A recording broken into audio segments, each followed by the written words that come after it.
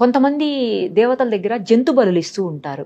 ఆ జంతు బలులు ఇచ్చి అంటే ఆ అమ్మవారికి ఇష్టం అని చెప్పేసి అక్కడే కార్యక్రమాలు చేయటము, అది వండి అక్కడే అందరూ కలిసి తినటము.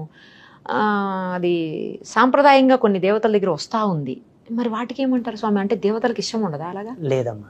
ఈ భూమండలంలో వచ్చిన ఏ దేవతా శక్తి అయినా సరే బలి కోరలేదు తల్లి.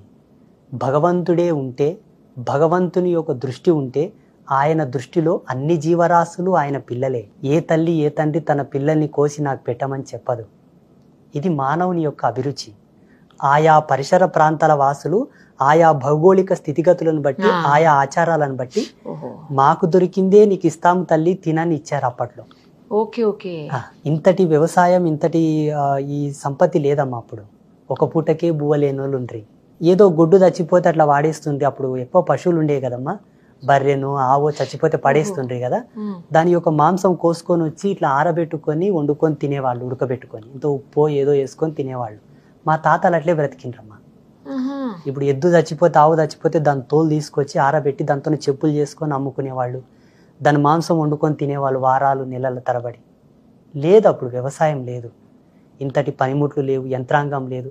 ఒక ట్రాక్టర్ ఇప్పుడు గంటకి ఒక 10 ఎకరాలు దున్నేస్తాం. అప్పుడు ఒక నాగలితో ఒక ఎకరా దున్నేటాలకే పొద్దు పోయేది. అట్లా పనిముట్లు లేవు, యంత్రాంగం లేదు కాబట్టి వ్యవసాయం లేక తిన్నింకే లేక అమ్మా నాకున్నది నీకు పెడతా తల్లి నన్ను కరుణించని మొక్కిండ్రు. అప్పుడు ఎక్కడ ఈ బలి మొదలైందంటే కొంతమంది కావాలని జనాన్ని తప్పుదారి పట్టించడానికి ప్రేరేపించిన ఆచారాల వల్ల ఈ వామాచారము, ఈ కౌళాచారము, ఈ విధానాలన్నీ ఎట్లొచ్చినాయంటే వాళ్ళకి తెలుసో తెలియకనో తెలిసి కూడా కావాలని జనాలని అజ్ఞానంలోకి తీసుకెళ్లాలని చెప్పి చేసినటువంటి మూఢనమ్మకాలి వల్ల.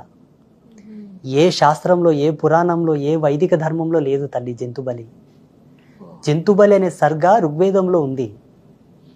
ఋగ్వేదంలో ఒక మంత్రం, ఒక శ్లోకం ఉంది. దాన్ని మనం డీకోడ్ చేస్తే, వివరణ ఇస్తే, జంతు బలి అంటే జంతు బలి, బలి అంటే సమర్పణ తల్లి, సమర్పించడం, వదిలివేయడం. ఏ మానవుడే గాని భగవంతునికి జంతు గుణాలను విడిచిపెట్టాలని దాని అర్థం. దాన్ని ఇలా మార్చారా? ఇలా మార్చారు. జంతు గుణాలంటే ఇప్పుడు చూడమ్మా, మీరు చాలా ఇంటర్వ్యూలో చెప్తున్నారు, చిన్న చిన్న పిల్లల్నే వాళ్ళకి ఇచ్చేయడం, చిన్న చిన్న పిల్లల మీద అఘాయిత్యం చేయడం. జంతువులు ఏ విధంగా అయితే నా కడుపు నిండాలని జింకని దాన్ని వేటాడుకొని ఎట్లా తింటాయి, తను బ్రతకడానికి వేరే వాళ్ళ గొంతులు ఎట్లా కోస్తున్నారు, ఇవన్నీ జంతు గుణాలే కదమ్మా. ఈ జంతు గుణాలు వదిలేసి నాతోనికి రా అని చెప్పి ఋగ్వేదంలో ఉన్న ఒక మంత్రం, అది అర్థం. జంతు గుణాలను బలి ఇయ్యాలి, జంతు గుణాలను విసర్జించాలి, జంతు గుణాలను వదిలివేయాలి. యద్గుణం తత్కార్యం అనే దానికి ఇది రూఢి. దాన్ని కాస్త ఇలా మార్చి మంచిగా వాళ్ళ అభిరుచులను దేవుని దగ్గర పెట్టేసి దేవుని పేరు చెప్పి వాళ్ళ కోరికలు తీర్చుకుంటున్నారు. అది మంచిగా తినేస్తున్నారు అన్నిటిని. అమ్మవారి దగ్గర తీసుకెళ్ళి మీరు అక్కడ బలిచ్చి. కానీ తప్పు తల్లి. అది ఎట్లా అంటే దాన్ని కోసేటప్పుడు అది ఎంత ఏడుస్తుందో, ఎంత బాధపడుతుందో పాపం. ప్రతి జీవికి బ్రతికే స్వేచ్ఛ ఉంది తల్లి. అది ఎంత ఉసురంటదో, ఎంత బాధపడుతుందో, ఎంత ఏడుస్తుందో, దానికి కూడా ప్రాణం ఉంటుంది కదా తల్లి పాపం. భగవంతుడు అందరినీ సమానంగా పుట్టించాడమ్మా. ఇది శాస్త్రంలో పాపో రోగభూయిష్టం అని చెప్తారు. రోగానికి మూలం పాపమట. పాపంలో ప్రథమ పంక్తి భోజనం. తినగూడనివి తిన్నా, తాగగూడని తాగినా రోగానికి నాంది అవుతుంది నీ దేహం అని శాస్త్రం. అందులో ప్రథమ సూత్రం మాంసభక్షణ.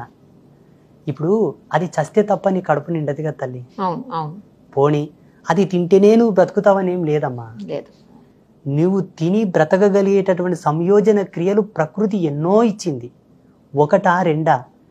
ప్రకృతికి నీకన్నా బాగా తెలుసు ఏ ఋతువులో నువ్వు ఏ పండు తింటే నీ బాడీ మంచిగా ఉంటుందో, ఆ ప్రకృతి యొక్క వాతావరణ మార్పులకు తట్టుకొని ఉంటుందో అని. ఋతుక్రమంగా వచ్చేటటువంటి పండ్లు, పూలు, కాయలు, చిరుధాన్యాలు, పంటలు, 365 రోజులు అదే చికెను, అదే మటను, అదే మందు. ఏంటమ్మా అసలు ఇది జీవన విధానం అనాలన్నా, ఒక కలగోరు కంపానాలన్నా అర్థం కాదు అసలు. ఆయుర్వేదంలో ఒక మెయిన్ సూత్రం ఉంది తల్లి.